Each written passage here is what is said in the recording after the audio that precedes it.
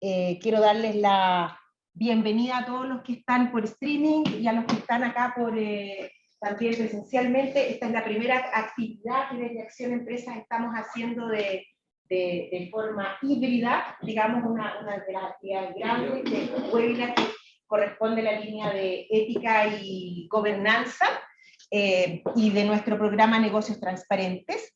Y hoy día están no solamente invitadas las empresas que son parte del programa Negocios Transparentes, sino que toda nuestra red de empresas, por eso que tenemos bastantes ya conectados acá al Zoom, y vamos a tener hoy día, vamos a tratar un tema de mucha actualidad, contingencia. Estamos a puertas de un proyecto de ley que se supone sale este año, de acuerdo a lo que me comentaba Rafa Collado, dueño de casa, acá de Ferrara Neme. Es lo que pude saber de la gente que está a cargo del proyecto, pero ese proyecto tiene vida propia. Absolutamente. Con mucho éxito. Por supuesto. Y bueno, se supone que el tema en todo caso ya está instalado, y para conversar de privacidad de datos, gestión y seguridad de la información, tenemos hoy día a una de nuestras empresas socias, AB InBev, que hoy día va a compartir su experiencia a nivel tanto global como local. Vamos a tener bueno, ahí voy a ver las presentaciones, después las va a hacer José Antonio, pero a la experta global en el tema. Después vamos a tener la experiencia colombiana, en donde están ya operando con una agencia de datos, y luego cómo AB InBev local acá en Chile se está justamente preparando para una vez que el proyecto salga a la luz, cobre vida propia. Entonces voy a dejar con ustedes a José Antonio Alonso. Él es director de Asuntos Corporativos, Legal y Compliance de AB InBev, que nos va a dar unas palabras de bienvenida. Sean todos nuevamente bienvenidos a esta actividad. Bueno, buenos días a todas, buenos días a todos, especialmente a las personas que están acá presentes, aquellos que están conectados en forma remota. La verdad es que para nosotros, ya sea en formato mixto o bien presencial, remoto, es siempre una buena noticia ver a las personas que están participando en este tipo de discusiones en relación a temas muy relevantes que afectan a las empresas, ya sea desde el punto de vista legal, desde el punto de vista de compliance. Y es por eso que primero agradecerle a Acción Empresas por haber generado este espacio de conversación. Nosotros también a Ferrara Neme por acogernos en su casa.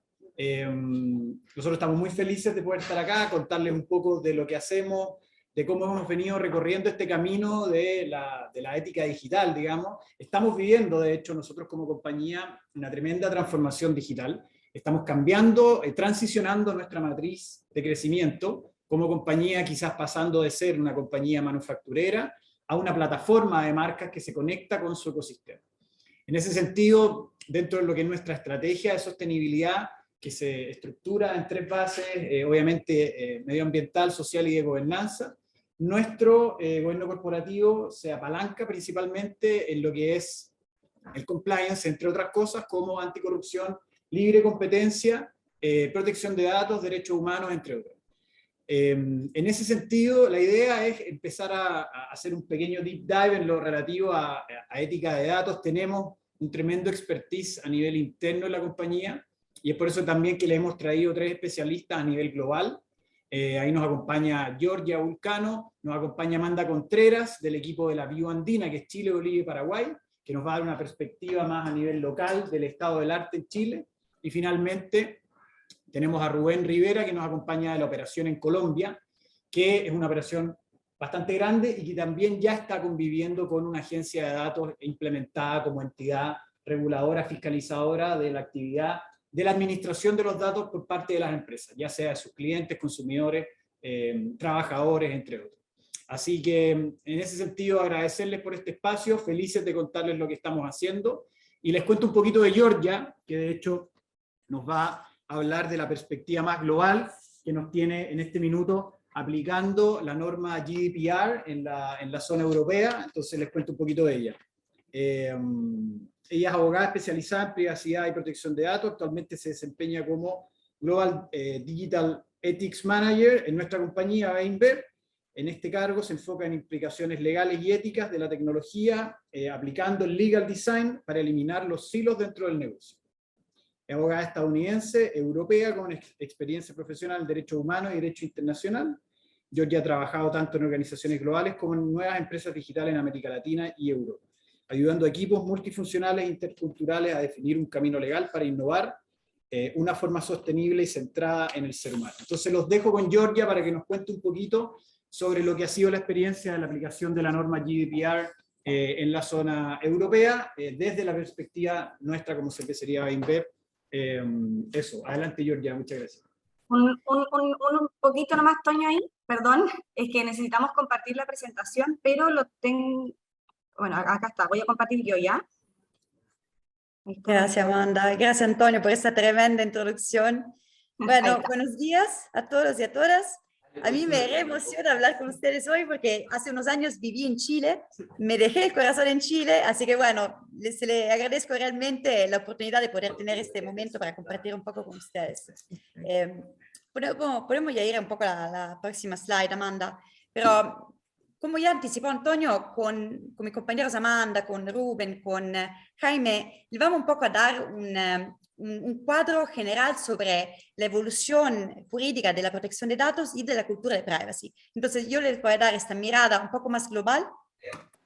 Amanda le va a tener un enfoque más sobre Chile y finalmente Rubén le va a dar un poco de enfoque sobre Colombia. Entonces esperamos que esos 3 casos de global a local le van realmente a dar una idea sobre cómo se estuvo evolucionando un poco el cuadro normativo y cultural a nivel de privacy y protección de datos.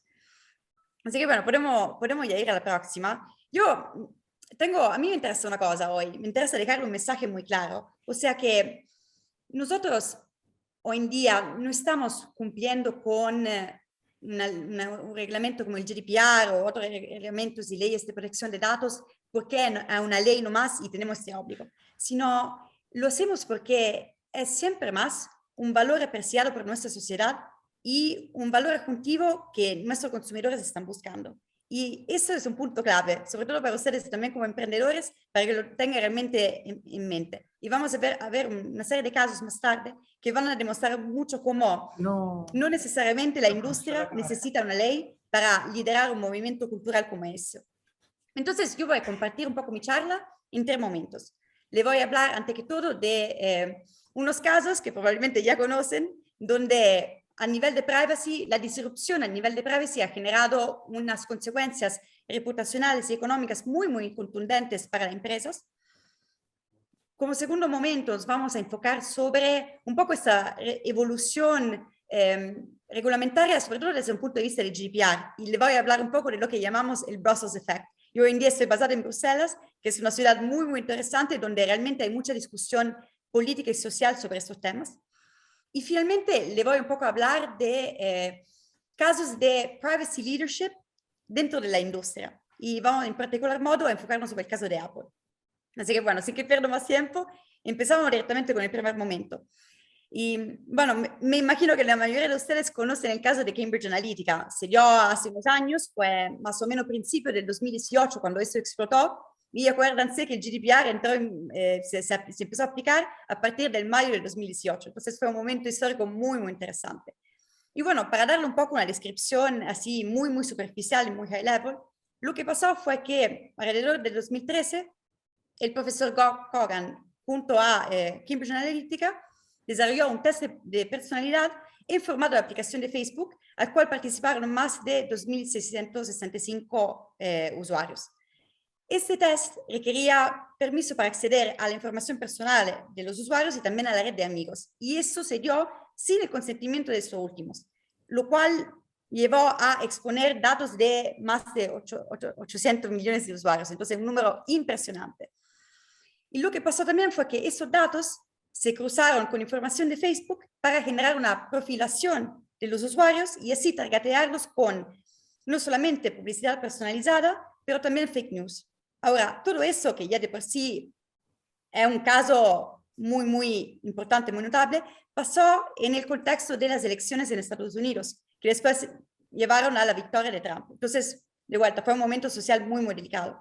Y bueno, yo acá les agregué 2 gráficos que un poco le muestran lo que pasó en el inmediato y 2 años después del caso de Cambridge Analytica. Y como pueden ver, hubo un colapso enorme en términos de usuarios y en términos de interacciones a nivel de Facebook. Entonces, el primer mensaje clave que le quiero transmitir, y bueno, antes que no me olvide, otro dato también muy importante, el día que se anunció eso, Facebook perdió 119 billones de market value cuando se anunció lo de Cambridge Analytica. Entonces, no solamente hubo repercusiones reputacionales gigantes, pero también económicas. Entonces, el mensaje clave que le quiero un poco transmitir acá es que si los consumidores no confían en el uso que hacemos de sus propios datos, nuestras economías no pueden prosperar. Y eso, de vuelta, es un mensaje clave que van a tener que tener en cuenta realmente en sus negocios. La confianza del consumidor es realmente una necesidad económica. Y si pasamos a la próxima slide, le voy a presentar otro caso bastante diferente, pero que realmente ataca de vuelta la importancia de esta confianza de los consumidores.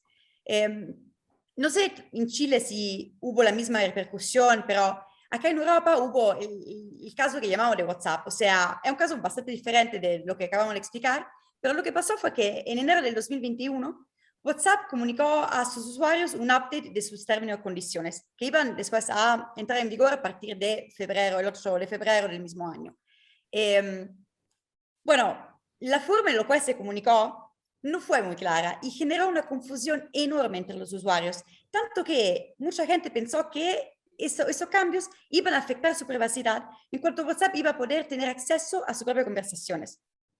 No era tan así, pero bueno, esta falta de claridad generó una preocupación tal que a este evento siguieron millones de descargas de Telegram y de Signal. De hecho, también acá le compartí un pequeño gráfico para hacerle ver cómo desde diciembre hasta abril WhatsApp perdió muchísimos usuarios y Telegram y Signal ganaron un montón. Entonces, ¿por qué le estoy contando eso? ¿Cuál es el mensaje clave? O sea que hoy en día la sensibilidad de los consumidores sobre la privacidad es altísima y está aumentando, tanto que frente a productos y servicios que más o menos son muy parecidos, es muy probable, y lo vimos también en este caso, que los usuarios van a optar por el producto o el servicio que sea más privacy protected, o sea, que proteja más sus propios datos personales. Y eso también, entonces, es un elemento fundamental para que ustedes lo tengan en cuenta. Y bueno, eso un poco me lleva al próximo caso, ¿no? Al próximo momento. Gracias, Amanda. O sea, en todo este contexto, y sobre todo después de Cambridge Analytica, bueno, se introdujo el obligado cumplimiento del GDPR. O sea, estamos hablando del mayo de 2018, como le dije, Cambridge Analytica pasó en marzo más o menos de 2018. Entonces, el GDPR se empezó a aplicar en un momento de alerta y de tensión política y social enorme a nivel de privacidad. Y bueno, el GDPR, como saben, es un nuevo reglamento europeo de protección de datos que genera un poco lo que acá en Bélgica humildemente llamamos el Brussels Effect. O sea, las decisiones que toman las instituciones acá tienen una repercusión internacional, tanto que no solo impactó empresas activas internacionalmente, pero también influenció la promulgación de leyes parecidas alrededor del mundo. Y es por eso que acá le agregué este pequeño gráfico, que después obviamente pueden un poco revisar, donde se ven todas las leyes alrededor del mundo que de alguna forma replicaron los estándares del GDPR. Entonces, es de vuelta un cambio, una revolución inmensa. Pero acá lo que a mí me gustaría como un poco enfatizar es que el GDPR no solamente obligó a todos los players del mercado a conformarse a las mismas reglas, sino que también realmente reafirmó la protección de la privacy y de los datos personales como en derechos individuales y realmente como un imperativo democrático. ¿Por qué le digo eso? Porque fundamentalmente el GDPR es un reflejo de la voluntad social. El GDPR surgió porque como sociedad retenimos importante que nuestros datos y nuestra privacidad se protegieran. Entonces, de vuelta, es una tendencia que explotó hace unos años, pero que como estamos viendo, y por eso también estamos acá hablando de Chile, se está difundiendo en todo el mundo. Lo cual me lleva al último momento, al último caso, gracias Amanda, donde hay empresas que captaron esta comprensión, que captaron esta sensibilidad, esta preocupación de los usuarios. Y y entendieron cómo la protección de datos realmente puede ser un valor adjunto y una ventaja económica y comercial. Y por eso le quería presentar un poco el caso de Apple. El caso de Apple es muy interesante, particularmente por una razón, que ellos empezaron esta privacy leadership ya hace años y fue mucho antes del GDPR. De hecho, ya en 2010 teníamos a Steve Jobs hablando de la importancia de privacy. Y Apple es una empresa que se vanta siempre de ser muy pro-user, human-centric, o sea, realmente enfocado en las necesidades y las aspiraciones de sus usuarios. Entonces, entendiendo eso, ellos empezaron a desarrollar una serie de privacy controls. Yo imagino que la mayoría de ustedes conoce el Do Not Track, los privacy labels, o sea, una serie de medidas y de controls que hoy en día son un elemento fundamental de su business model. Entonces, un poco el mensaje clave que le quiero dar acá es realmente entender la importancia de lo que nuestros usuarios realmente valoran y eso nos va a permitir no solamente de desarrollar productos y servicios que sean éticos, pero también productos y servicios que sean relevantes y sean sustentables. Y hoy en día la protección de datos representa siempre más este tipo de valor apreciado por los consumidores. Y si no tuvieron la oportunidad de hacerlo ya, les recomiendo de ir a ver los videos de Apple que hizo. Uno de los últimos es esto que ven de Your Data is Being Sold, que es un video que explica un poco el real-time bidding, que es una práctica que se usa mucho a nivel comercial, a nivel de marketing. Y va a ser muy interesante ver cómo realmente ellos están aprovechando el tema de privacy y están usando la privacy, la protección de los datos, como elemento de venta. Y eso, gente, eso es enorme. Eso no pasaba tanto antes. Así que bueno, de vuelta un punto a favor de este desarrollo cultural que se está dando. Y bueno, eso me lleva a mi último punto, que es un poco, bueno, ¿cuál es nuestro approach a nivel de API? Yo tengo un rol global, entonces, bueno, muchas veces tenemos el desafío de reconciliar diferentes principios, diferentes requerimientos jurídicos en diferentes países, donde también el concepto de ética o el concepto de ciertos valores pueden variar mucho. Y bueno, nosotros igual desarrollamos como este concepto de ética digital, que de vuelta la ética digital es ir más allá de la protección de datos, más allá de la compliance, y realmente generar conductas que sean justas para los consumidores y que evitan lo que nosotros llamamos unintended consequences, o sea, consecuencias no deseadas que pueden impactar negativamente a los usuarios finales. Y bueno, y decidimos cómo desarrollar este approach by design, o sea, no tener un approach reactivo, que nosotros muchas veces lo referimos como un afterthought, algo que hacemos después, sino tener un approach preventivo by design que nos permita realmente de anticipar al principio de un proyecto cuáles son las consideraciones de privacy que tenemos que integrar. Así que bueno, hay tres como lessons learned, o tres pilares que me gustaría compartir con ustedes. Primero tenemos, bueno, este enfoque basado en principios. Como les decía, tenemos diferentes requeridos muchas veces, ¿no? Diferentes principios. Y bueno, decidimos como llegar a un consenso sobre una serie de principios que son fundamentales para realmente guiar a nuestros equipos y facilitar un tratamiento de datos que sea consistente y seguro. Y bueno, esos principios, lo puse ya en inglés, pero bueno, son entendibles, son de, primero, colectar solamente los datos que necesitamos, y eso está muy alineado con el principio de minimización del GDPR. El segundo es usar los datos como dijimos al consumidor que lo íbamos a usar, y de una forma que el consumidor puede realmente esperar. Y eso, de vuelta, es un concepto muy, muy importante, no solamente a nivel de protección de datos, pero también a nivel de nuevas tecnologías como la de la inteligencia artificial, que, dada su complejidad, no permiten anticipar muchas situaciones, pero es fundamental para que realmente hagamos lo que sea justo para el consumidor final. Protect what you get, o sea, protegemos lo que colectamos, entonces adoptemos las medidas técnicas y organizativas necesarias para proteger a todo tiempo los datos. Keep it only what you need, o sea, retener solamente lo que necesitamos, que también es fundamental para reducir riesgos a nivel no solamente de protección de datos, pero incluso de seguridad. Y finalmente, be accountable. Y eso, de vuelta, un concepto muy, muy importante, porque con el GDPR se introdujo también el concepto de responsabilidad compartida. O sea, no hay un solo actor responsable para la protección de datos, sino que todos somos responsables para su protección. No se puede delegar esta responsabilidad. Entonces, tener esta accountability, esta responsabilidad en todo lo que hacemos es fundamental.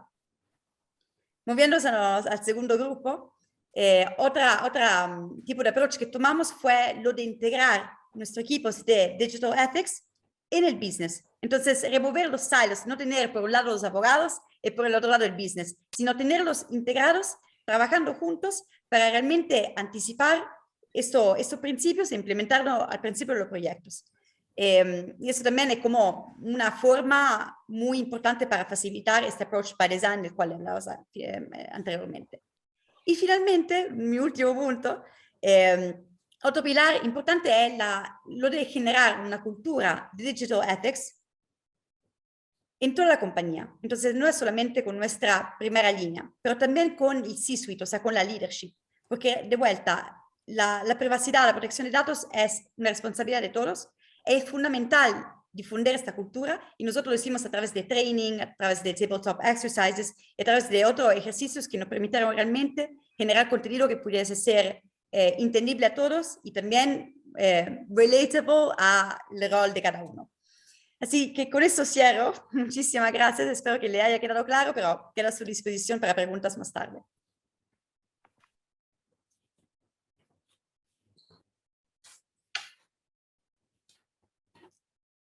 ¿Está la cámara? Sí. Muchas gracias, Georgia. No sé si me escuchan. Sí, todo bien. Muchas gracias, Georgia. Muy interesante la visión global que nos entregas de lo que es la aplicación de la norma GDPR, un poco de su evolución. Y ahora me gustaría darle el paso a Amanda Contreras. Ella es abogada del área de compliance y laboral en lo que es la operación Chile, Bolivia y Paraguay de Cervecería Beinbev. Les cuento un poquito brevemente de Amanda. Ella es abogada de la Universidad del Desarrollo de Santiago de Chile, con un máster de Compliance Officer de la Universidad Complutense de Madrid. Tiene experiencia en Derecho Laboral, Compliance, Protección de Datos y Privacidad y Derechos Humanos. Fue visitante profesional de la Corte Interamericana de Derechos Humanos en San José de Costa Rica y, como les decía, actualmente se desempeña como Digital Ethics Labor Head en Cervecería Beinbev en Chile, Bolivia y Paraguay. Este cargo se enfoca principalmente en materia de protección de datos, derecho laboral, cumplimiento de código de conducta, específicamente en materia de derechos humanos. Entonces te dejo, Amanda, para que nos cuentes un poco del estado del arte en Chile. Muchas gracias, Toño. Bueno, hola, buenos días a todos. No pude estar presencial en Chile porque estoy acá en Paraguay hoy día haciendo unas capacitaciones de compliance. Bueno, yo les voy a contar un poco sobre el avance y la adaptabilidad al cambio en Chile. Quise usar esa palabra porque nosotros más bien, Chile, propiamente tal, estamos corriendo, se puede decir, atrás del tren de la transformación digital y tratando de adaptarnos a todos estos cambios que van ocurriendo y sobre todo adaptándonos a la concienciación o concientización que tienen los mismos usuarios respecto del Digital Ethics y la protección de datos. Son las mismas personas, el mismo usuario quienes acceden a las diferentes páginas web, aplicaciones, quienes usan estas herramientas digitales que hoy en día tienen mayor conocimiento de lo que está pasando y también de sus derechos. Y es frente a esa adaptabilidad de lo que yo les quiero hablar hoy día y también compartir un poco de buenas prácticas de lo que hacemos en ABINBEV, en MIBU, que es Chile, Bolivia y Paraguay, donde nosotros trabajamos, y después de haber entendido y haber escuchado a Georgia, pudieron entender más o menos cómo es el ADN de ABINBEV, qué es lo que buscamos, nuestros principios, y eso es lo que inspira a la operación acá en Chile, Bolivia y Paraguay. Acá les dejé una slide donde habla un poco de la situación legislativa en Chile. Todos debemos conocer más o menos la ley 19.628, que es la ley actual, la que está vigente hoy en día, que es sobre protección de datos de carácter personal, es del año 1999. E incluso Chile fue bien pionero, bien visionario en el momento para regular la materia de protección de datos en un momento histórico en el cual no se hablaba aún de tecnología, los celulares, los computadores, las páginas web, el e-commerce, aún no existía. Chile avanzó y reguló esta materia en una ley. El problema fue que esta ley quedó ahí hasta el día de hoy, con escasas modificaciones a la fecha, y como les dije, es el único cuerpo legal actual que directamente aplica esta materia de la protección de datos y el data privacy en general.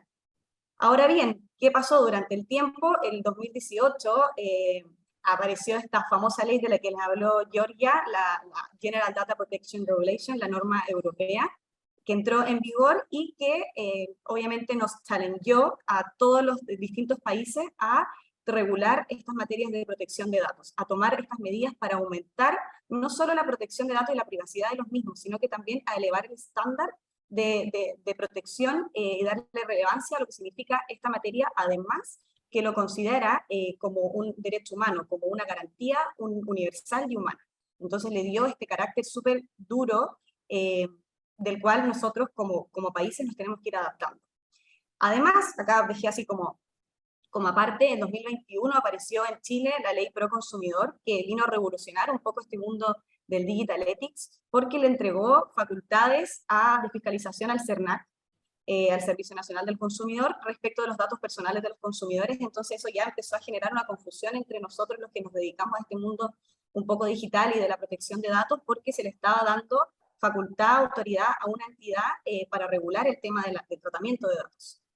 Y ya acá entro, ahí me equivoqué, banderitas, perdón, pero está el boletín 11.14407, que todos nosotros conocemos, que es el proyecto de ley chileno, que viene a regular la protección y el tratamiento de los datos personales, y crea la agencia, es lo que busca, está en su ADN, la Agencia de Protección de Datos Personales para Chile.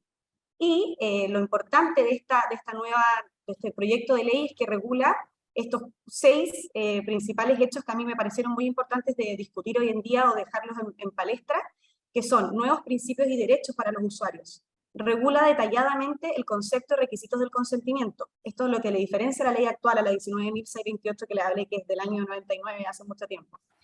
Regula nuevos datos sensibles y además crea la categoría de datos especiales que no existía y que en el mundo digital ya más avanzado, lo que pasa en Europa, lo que le hablaba Georgia, sí hay una categorización de data. Diferencia lo que es un dato especial de un dato personal, etc. Crea la Agencia de Protección de Datos Personales, que es lo que más nos va a impactar, yo creo, a nosotros. Crea un Registro Nacional de Cumplimientos y Sanciones, tipifica ciertas sanciones y además, ¿cómo se dice? Regula lo que es la transferencia internacional de datos, algo que nosotros en ABIB hacemos constantemente. Ahora esta ley lo viene a regular. Con eso, ¿qué les quiero decir? Que nosotros, y distintas empresas, me imagino que los que están acá presentes también lo hacen, trabajamos con diferentes temas, diferentes solicitudes que se nos hacen, pero la normativa hoy en día no lo está regulando. Mientras que la norma europea sí, pero además en ABIB nosotros tenemos un estándar global súper elevado, lo cual a nosotros como operación nos ha ayudado un montón para ir adelantándonos a este cambio, para ir adaptándonos. Por eso les decía que esa palabra me gustó un montón, como la adaptabilidad de nosotros al cambio. Y aquí les quiero hablar un poco sobre la ética como elemento base ante el cambio. Nosotros, como les comenté en un principio, vamos corriendo atrás de este tren de la transformación digital, de la ética, de las normas, de la protección de datos, sin contar con una normativa actualizada, pero sí ya con los cambios latentes acá en este país sobre todo. Y bueno, frente a la velocidad del cambio, el criterio ético para mí de los equipos de cumplimiento o de los encargados de los equipos de Digital Ethics, de protección de datos, sean abogados o no, para mí es clave para avanzar. Para adaptarnos a este cambio es clave tener un criterio ético formado para saber más o menos cómo actuar a lo que va a venir y no retrasarnos en esa reacción. La necesidad de adaptarse al cambio, entonces, es imperativa para quienes nos movemos en este mundo. La tecnología, obviamente, trae consigo nuevos riesgos, todos nuevos riesgos que nosotros como empresas, como usuarios, incluso también como la gente que nos dedicamos a esto de la protección de datos. Estos riesgos, la idea no es eliminarlos, sino que más bien ser capaces de afrontarlos y de regularlos. Y es por eso que es tan importante para nosotros, y es el lineamiento que nosotros tenemos de global, ahí de lo que yo ya hablaba, es tener este criterio ético sumamente formado, más allá de lo que diga la norma, más allá de lo que se esté hablando en el proyecto de ley, que hay que tenerlo claro. Para mí, lo principal es tener un criterio ético formado para poder actuar frente a este cambio que viene ya inminente. No puedo estar reaccionando posterior, sino que la idea es que esté preparada para el cambio. Y como dije, entonces, el riesgo no hay que eliminarlo, sino que más bien hay que saber manejarlo, y obviamente en toda esta era digital los riesgos son constantes, sobre todo, como dije anteriormente, el usuario. Los mismos usuarios ya saben, ya conocen, ya tienen mayor conocimiento de cuáles son sus derechos, ya ingresan a las páginas web y pueden ver que pueden elegir los cookies, ya saben, leen a veces los términos y condiciones. Entonces estamos en ese fenómeno de adaptabilidad y de cambio del cual tenemos que ser capaces de adaptarnos. Y obviamente que la norma europea ya nos invita y es nuestra mayor inspiración a regular ya de una vez por todas esta normativa, estos hechos en realidad tan importantes de regular. Continuando con las buenas prácticas, porque yo más que hablarles desde Chile de normativa o darles ejemplos, no puedo, porque como saben acá la norma es del año 99, no es mucho lo que yo les puedo inspirar quizás desde Chile, pero sí puedo compartir buenas prácticas de AD&B. La primera, como les comentaba, era el tema de la ética. Para nosotros es clave tener una ética entonces sumamente formada. Y por otro lado, estas buenas prácticas acá que les quiero comentar qué es lo que hacemos y que lo pueden tomar como inspiración en el lugar de trabajo, etc. Nosotros contamos, por ejemplo, como equipo con un Digital Ethics Scorecard. Cada cierto tiempo, todas las acciones que hacemos como equipo se van sumando a un scorecard que va subiendo su nivel de cumplimiento en medida en que nosotros vamos haciendo las tareas que tenemos que hacer para mitigar los riesgos. Entonces eso es de súper ayuda, porque así uno va viendo cómo va subiendo tu nivel de cumplimiento en cuanto a cumplimientos ya sea normativos, cumplimientos éticos o de los distintos hechos que tenemos en nuestro modelo de prevención de Digital Ethics. También contamos, y esto es muy importante porque contamos con un compartido, de material compartido con todo el equipo global, lo que para mí es clave, ha sido clave, porque como saben acá, no es mucho lo que yo puedo compartir quizás a global, pero lo que pueden compartirme ellos es sumamente enriquecedor, y eso nos permite también avanzar y ir adaptándonos a todos estos cambios que van surgiendo. Entonces el material compartido es algo que lo recomiendo 100%. Y por último también, como buenas prácticas entre las muchas que tenemos, que estas me parecieron las principales, nosotros usamos mucho las herramientas digitales. AB InBev se caracteriza por ser una empresa que está sumada a la transformación digital casi al 100%, por lo menos en lo que es Digital Ethics está muy sumada a esta revolución.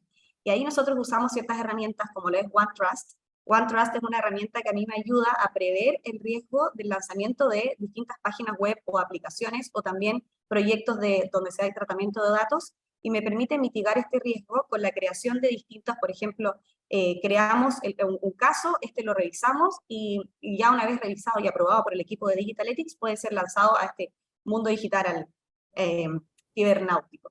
Antes no, y esa es la metodología que nosotros usamos para mitigar los riesgos.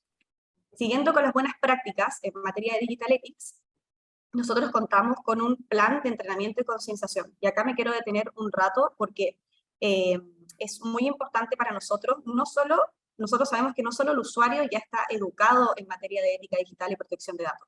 El usuario ya sabe lo que puede pedir, ya sabe cuáles son sus derechos, ya sabe cuándo puede reclamar o cuándo no.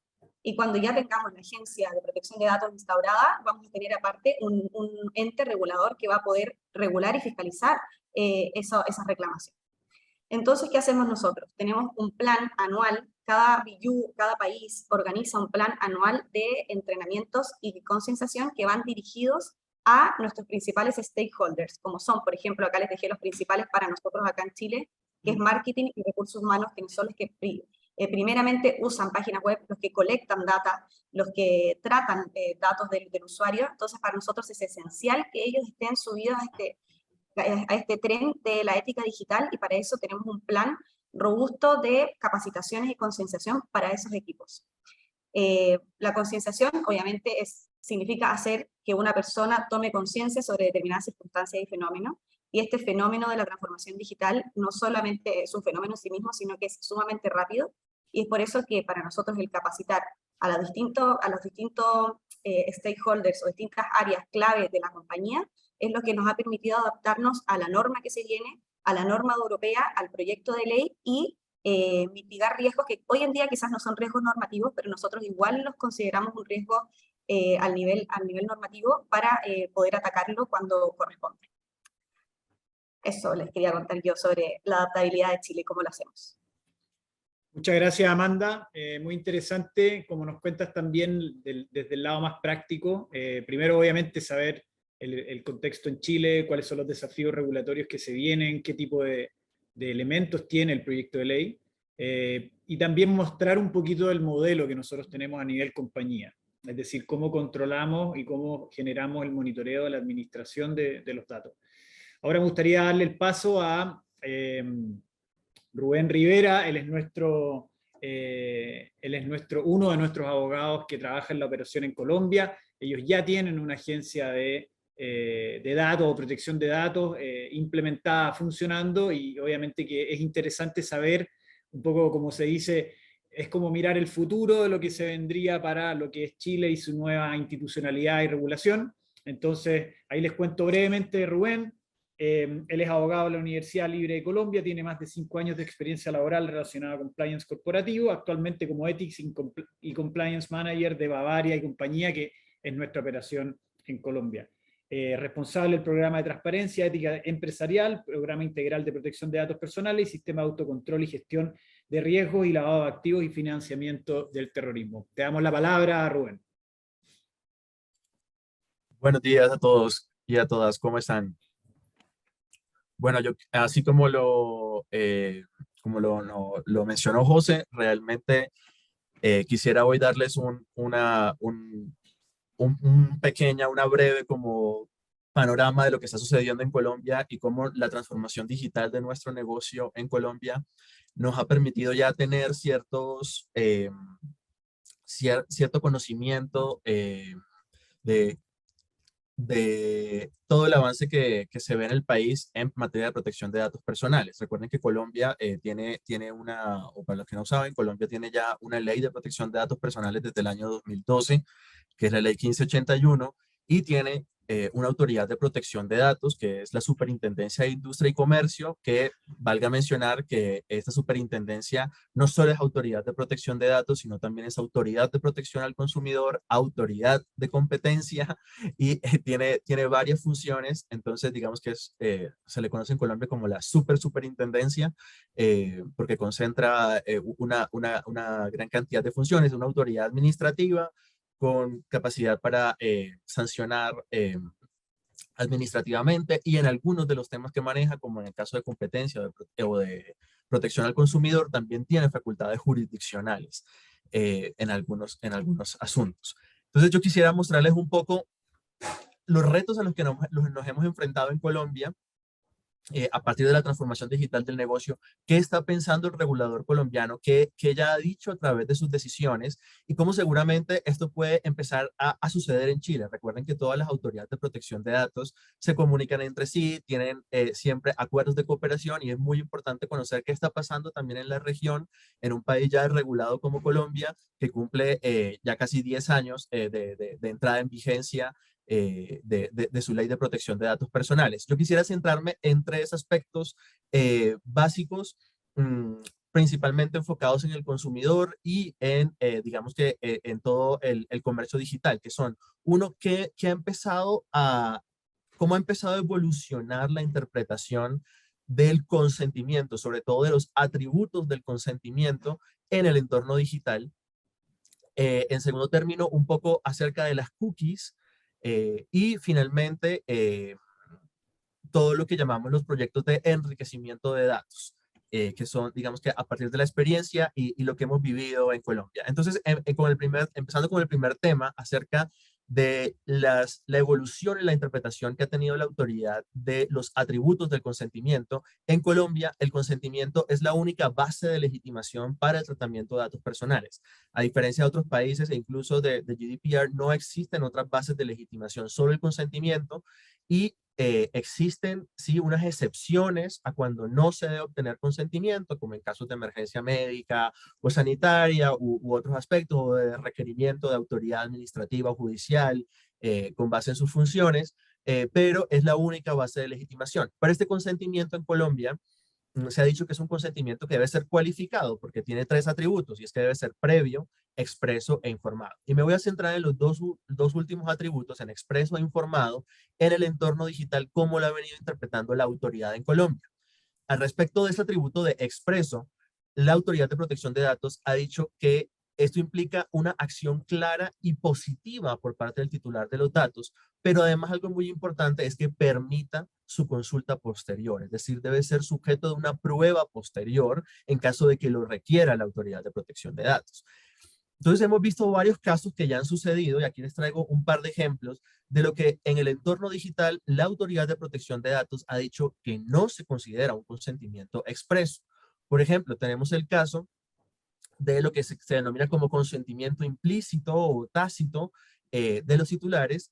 Y es, por ejemplo, y esto se ve muchísimo, muchísimo en diferentes páginas web, aplicaciones, y es colocar un aviso donde se dice que por el simple hecho de descargar la app o por el simple hecho de visitar la página web o el sitio web, se entiende que la persona está autorizando el tratamiento de sus datos personales para unas determinadas finalidades. La Autoridad de Protección de Datos ha dicho, esto no es consentimiento expreso, y en este caso, a pesar de que en Colombia existe una forma de consentimiento que se llama conductas inequívocas, la Autoridad de Protección de Datos ha dicho que este tipo de acciones, descargar una app, visitar una página web, no se pueden considerar como conductas inequívocas para asumir que el titular ha entregado su consentimiento.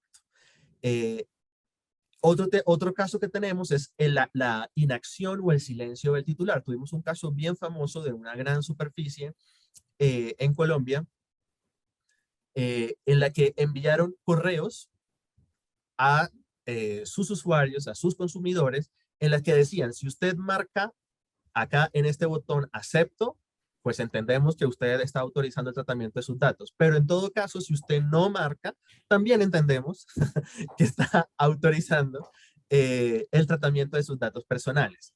En este caso, y esto son cosas que suceden en el día a día. De hecho, hace poco, hace un par de semanas, tuve justamente una discusión al respecto con el equipo de marketing local porque alguien vino con esta idea y por eso creo que es súper importante también no solo estar nosotros desde el principio de los proyectos, sino también mantener eso que nos contaba Gio y Amanda de la capacitación y la concienciación constante de nuestros equipos que están al frente y que son realmente quienes crean estos activos digitales, porque alguien justamente me decía, no, enviemos de pronto un correo electrónico donde se diga que si usted marca acá en opt-out, pues sencillamente no vuelve a recibir publicidad. Pero si usted no marca, entendemos que usted quiere recibir publicidad. Y le dije, ya hay un antecedente en Colombia y se los quiero contar. Y sucedió justamente con esta gran superficie donde la Autoridad de Protección de Datos dice que la inacción o el silencio del titular no puede ser considerado como un consentimiento expreso.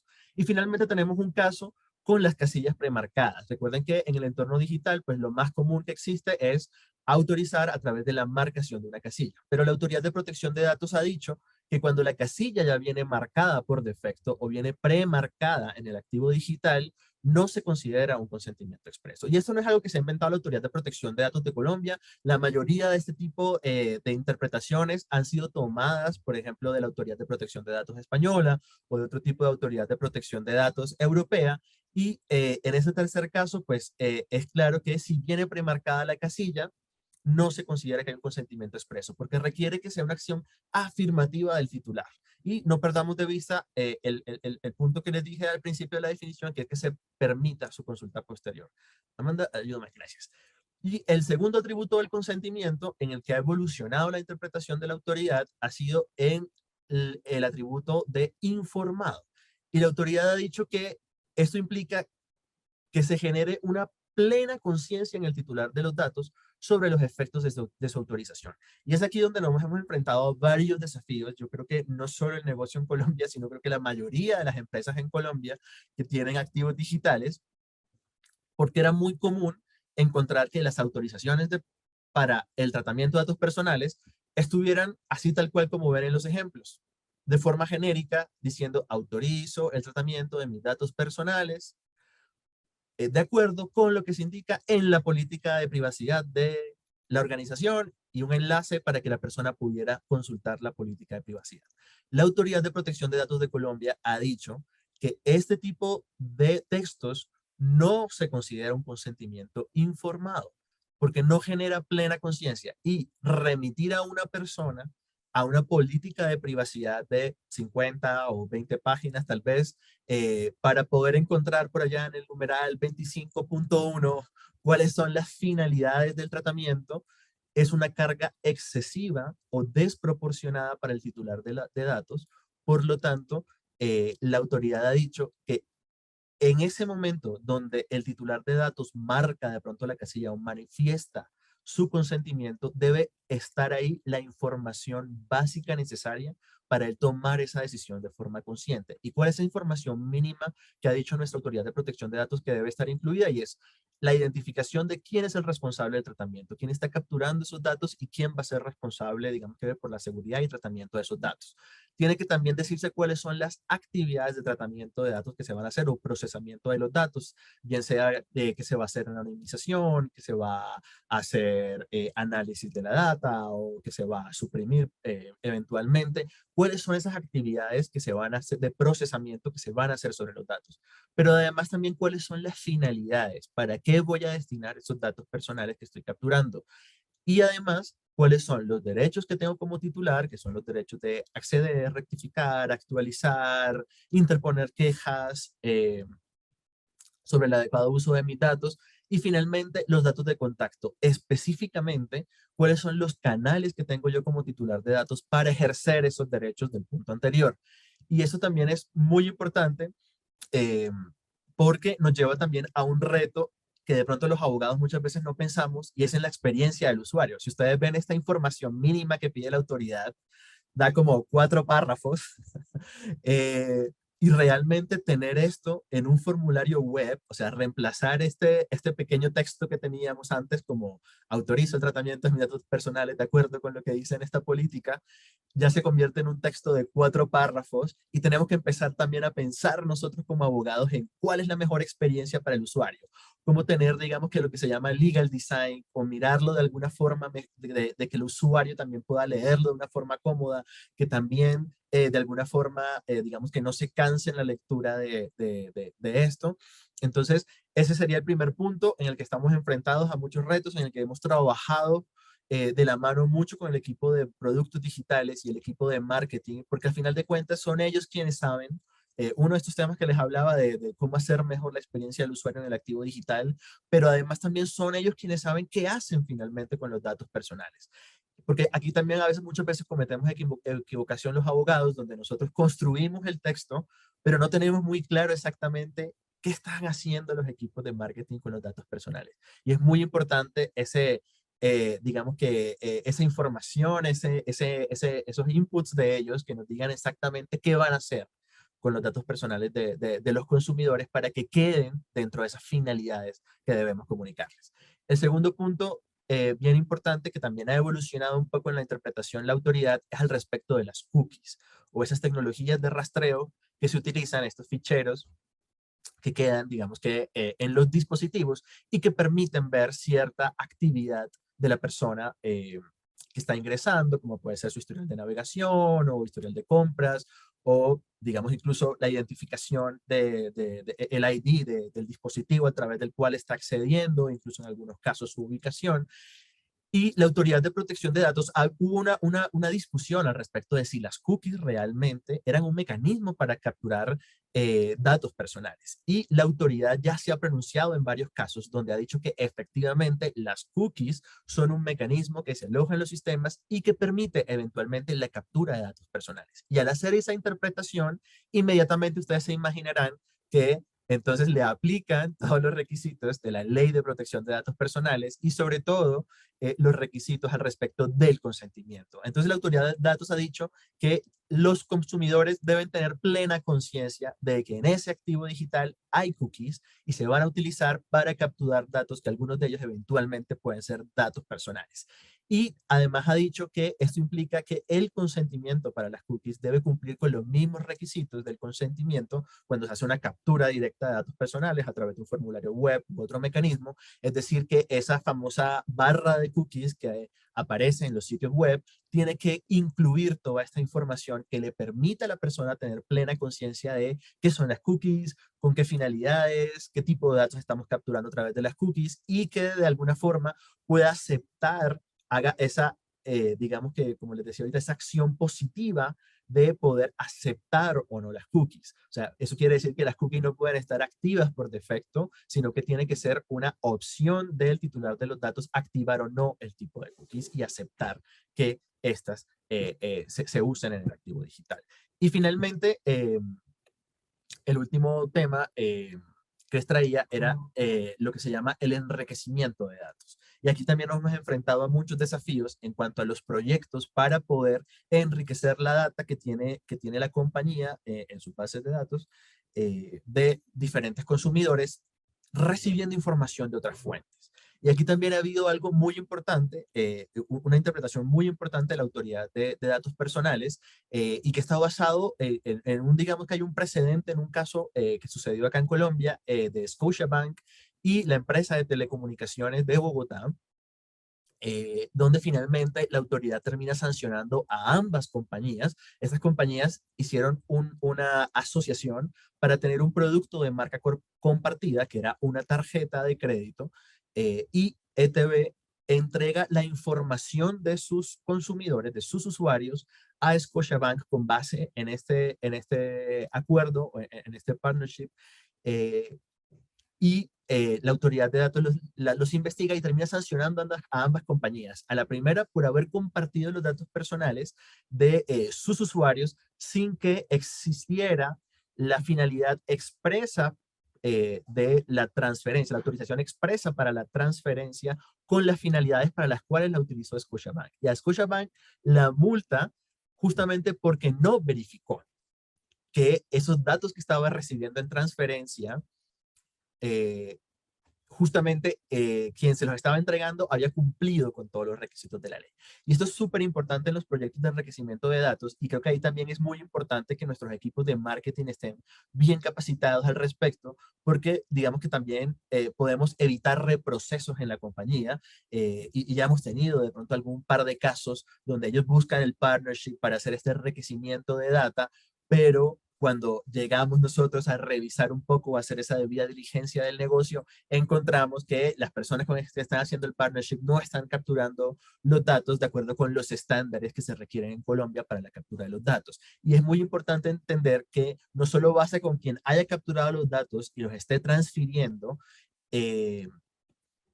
digamos que haya cumplido, sino que nosotros, la autoridad ha dicho que con base en el principio de accountability, que en Colombia se llama el principio de responsabilidad demostrada, es nuestro deber como cesionarios de esos datos cerciorarnos de una serie de requisitos que se han cumplido por parte de ese cedente o de quien nos está transfiriendo los datos.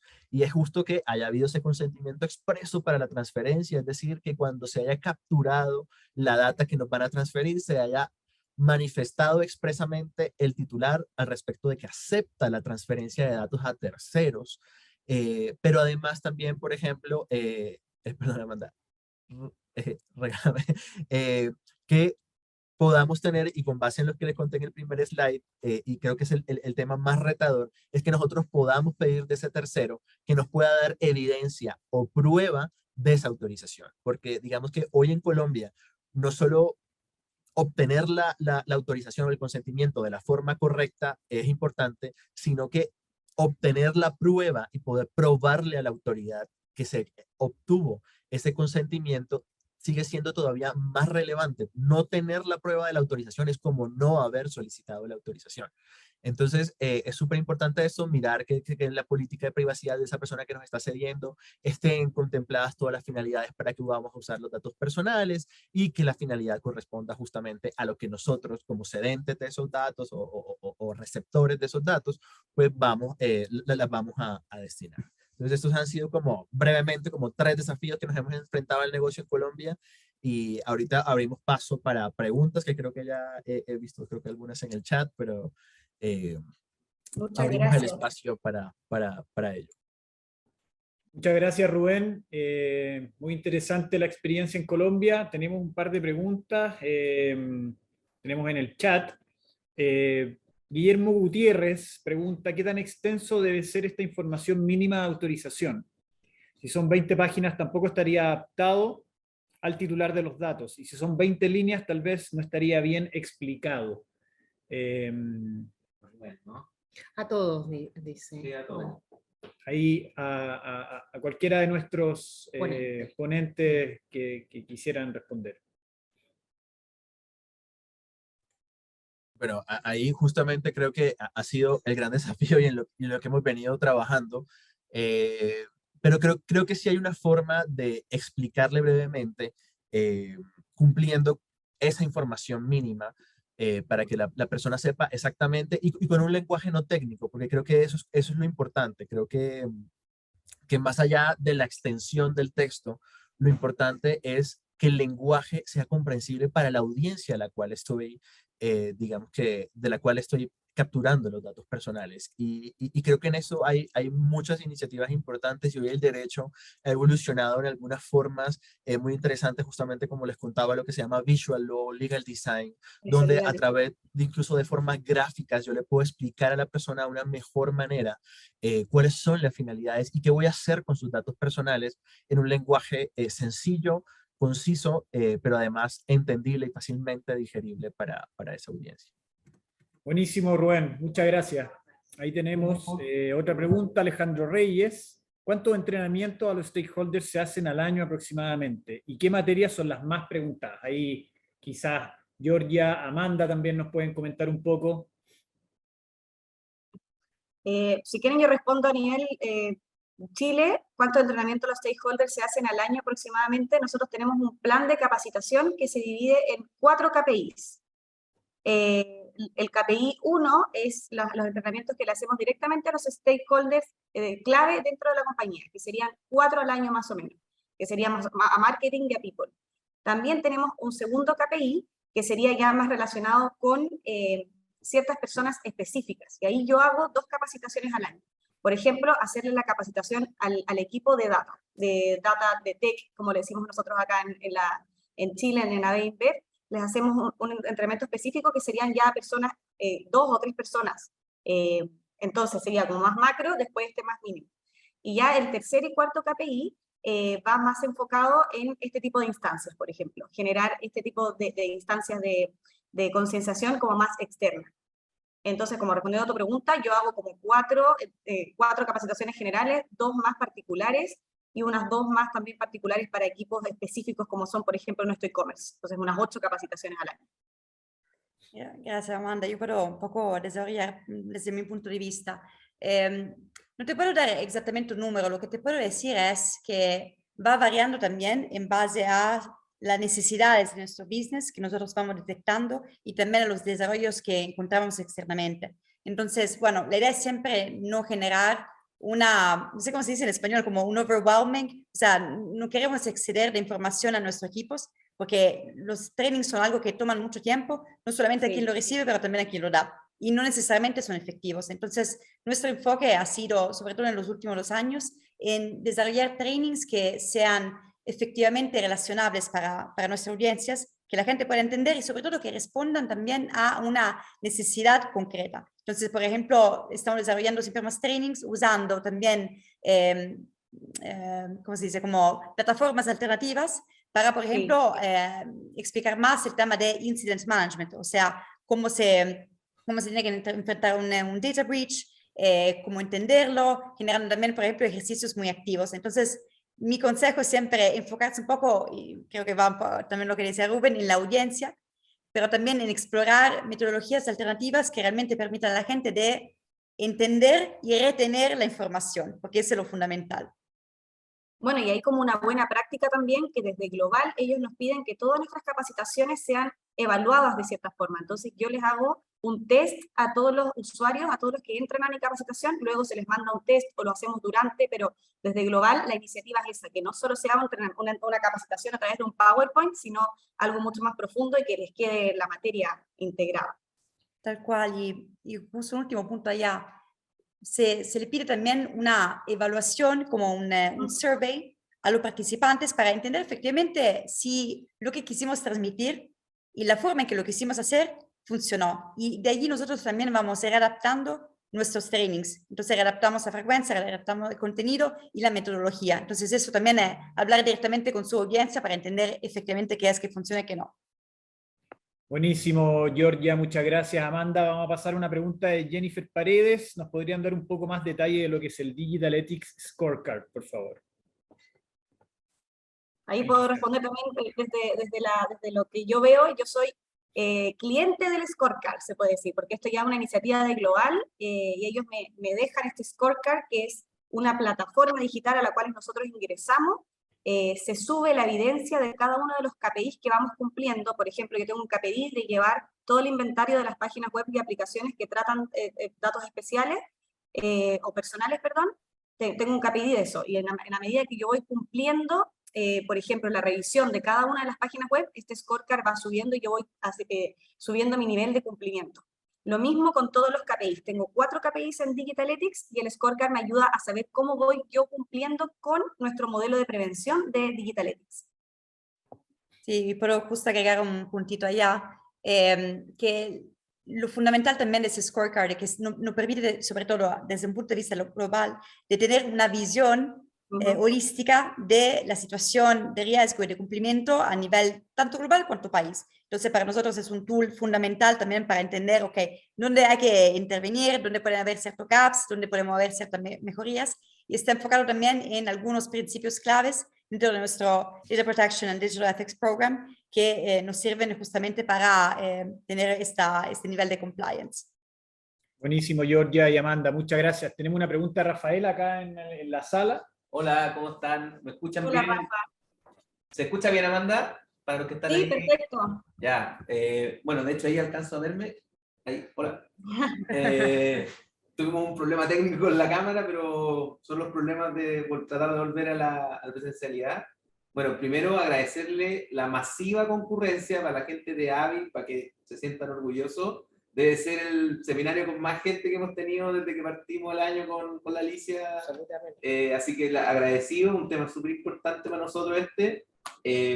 Muy agradecido a los que quisieron venir hoy día también acá presenciales, porque la idea es que cada vez vayamos intentando hacerlo más así, nos vayamos más las caras.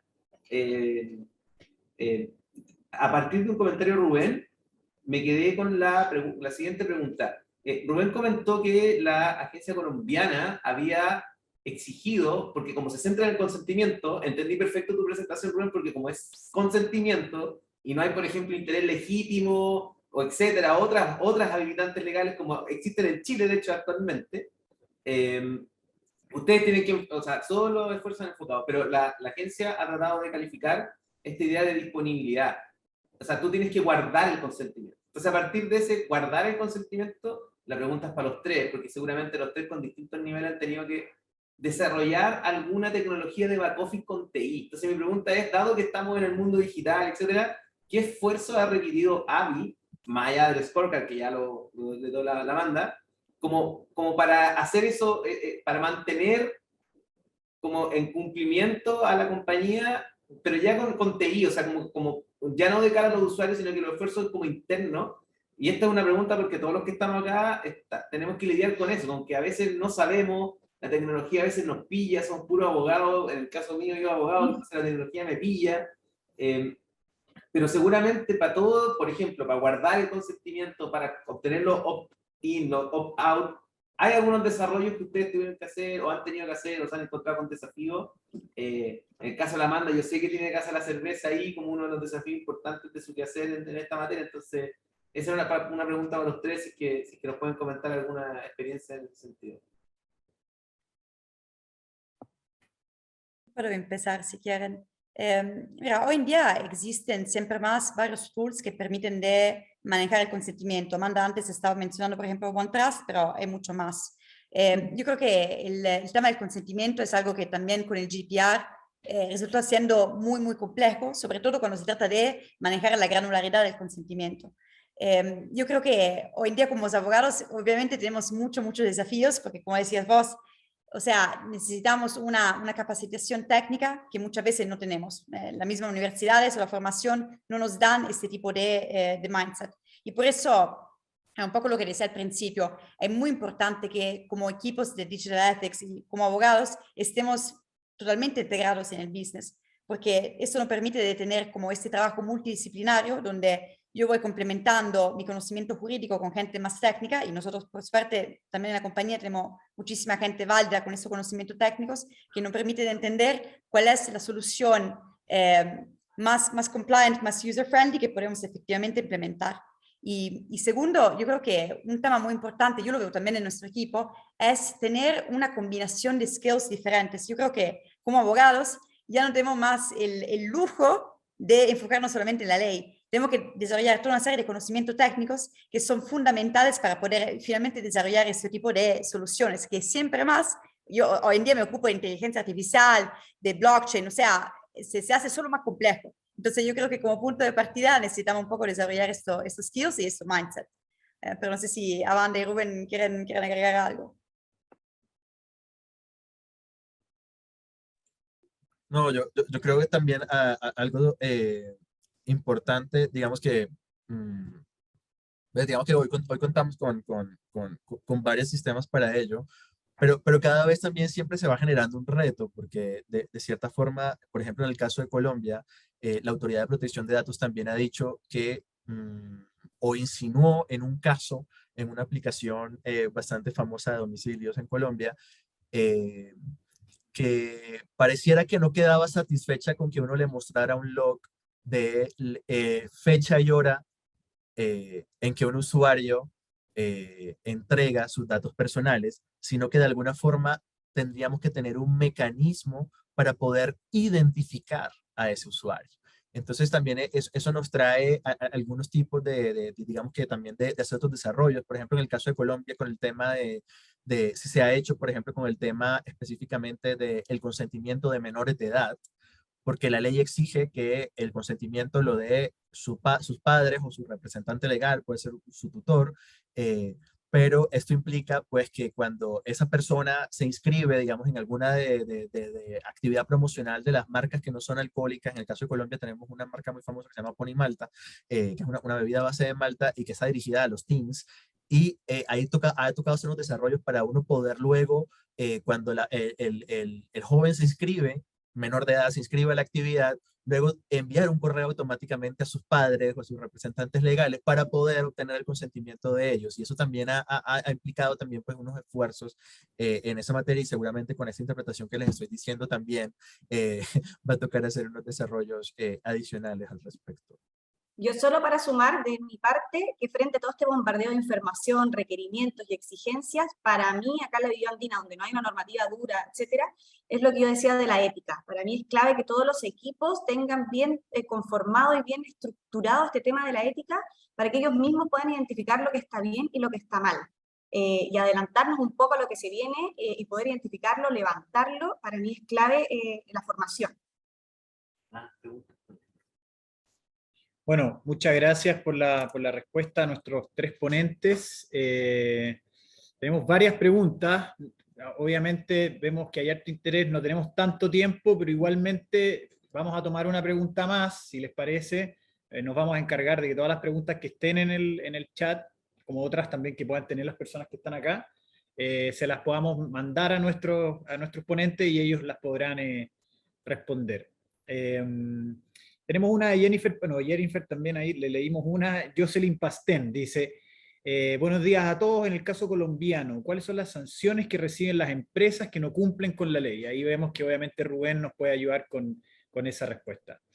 Sí, en el caso colombiano, las sanciones que están establecidas, la principal es la multa, que puede llegar hasta, y son multas sucesivas, mientras se siga incumpliendo la obligación, que pueden ascender hasta los 2.000 salarios mínimos mensuales, que en Colombia un salario mínimo mensual es 1.000.000 de pesos colombianos, que son aproximadamente hoy, con la depreciación, como unos $300 tal vez, y puede llegar hasta los 2.000 salarios mínimos, y como les digo, son multas que pueden ser sucesivas mientras se siga incumpliendo la obligación. La otra sanción es la suspensión temporal de las actividades de tratamiento que está haciendo la empresa respecto a esos datos cuando no se cumplieron los requisitos de la ley. Y en ya un caso extremo, también existe como sanción el cierre definitivo de las actividades o de las operaciones de la compañía que estén ligadas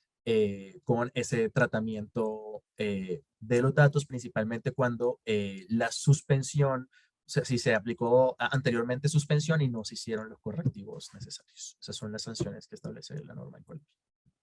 Buenísimo, Rubén. Bueno, agradecerte también ahí por el detalle. Sin duda que son sanciones que las compañías no queremos, obviamente, estar involucrados, además de lo que podría eventualmente ser el costo reputacional para una compañía en relación a que pareciera ser el intangible o uno de los intangibles más relevantes para las compañías en este minuto. Así que sin más, agradecerles a todos los asistentes en forma remota, también a aquellos que vinieron de manera presencial. Esperamos obviamente que este tipo de actividades sean cada vez más masivas presencialmente, dado que estamos, entendemos saliendo de esta pandemia. Agradecerles también a nuestros expositores, Georgia, Amanda, Rubén, muy interesante la experiencia que nos muestran, y obviamente también a Acción Empresas, que nos da esta instancia, este lugar, y a Ferrada Neme también, generadores de contenido para efectos de la sostenibilidad de los negocios de las empresas. Así que nada, agradecerles a todos, con esto cerramos el webinar y muchas gracias y buenos días. Muchas gracias. Muchas gracias a todos por estar, y como decía José Antonio, nos vamos a encargar de que sean respondidas las preguntas que quedaron en el chat. Vamos a tener que organizar otro, Alicia, yo creo. Y Georgia tiene que estar acá. La próxima vez Georgia tiene que estar acá en Chile. Por favor. De todas maneras. Rubén y Amanda también, los queremos a los tres. Sí, estoy al debe. Vale. Buenísimo. Nos vemos. Chao, chao. Muchísimas Muchas gracias gracias por haber venido, que estén muy bien. Gracias. Georgia vivió acá.